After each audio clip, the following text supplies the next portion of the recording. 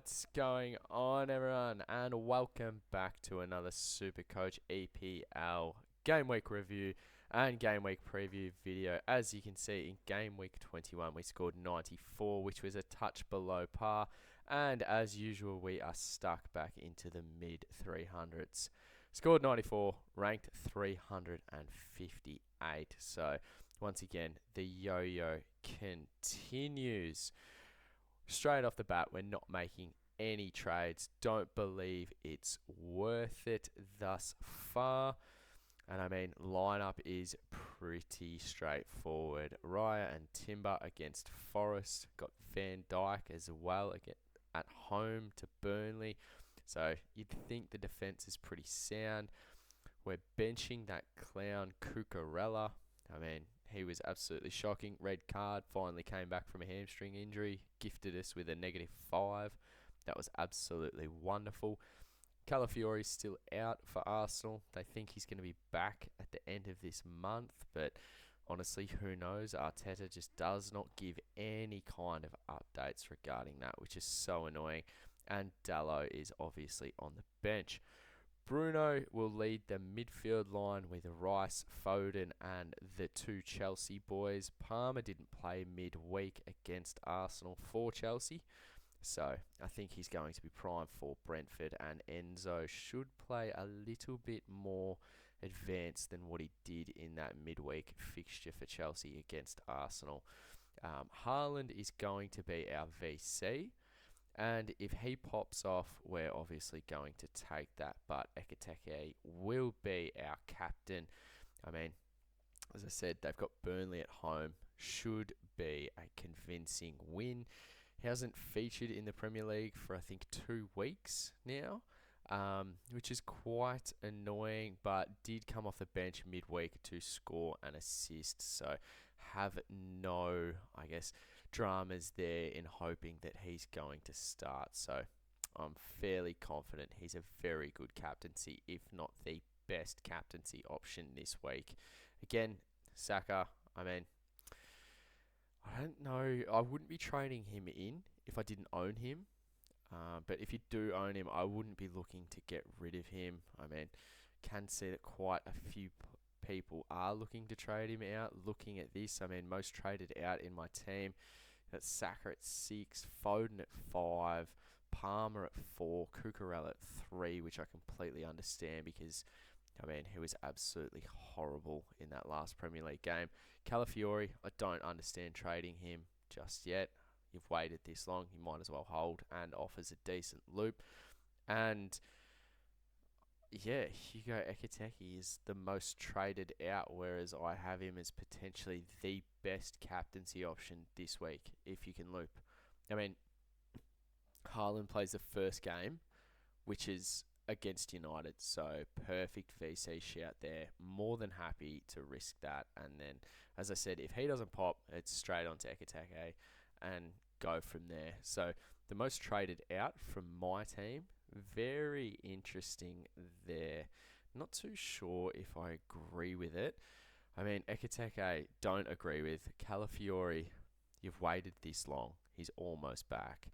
I think they'll go fairly strong against Forest. So, to me, he's either going to be fit and starts or he won't. And then he's not going to play against Inter in that midweek fixture for Champions League. So, nothing to worry about there. Cucurella, again, I mean, if I could trade him out, I probably wouldn't. In saying that, you can see we've got 16 trades left. They do have a fantastic run from game week 24 onwards, but they haven't been the best defensively. Not entirely certain where they're ranked. I think it's 12th for expected goals conceded the last 5 fixtures, but I mean, some of that can be down to Robert Sanchez just being an absolute clown between the sticks. So, I mean, you take the good with the bad there, and under the new manager, it seems that that left-back position is going to be floating extremely high up the pitch. So, again, as much as I'd love to ditch him, I think I'm just going to hold him there. Continuing on, you've got Palmer, obviously didn't play midweek, so I think well, fairly certain he's going to line up. And once the team lists are in and people see that, maybe some reversing of trades.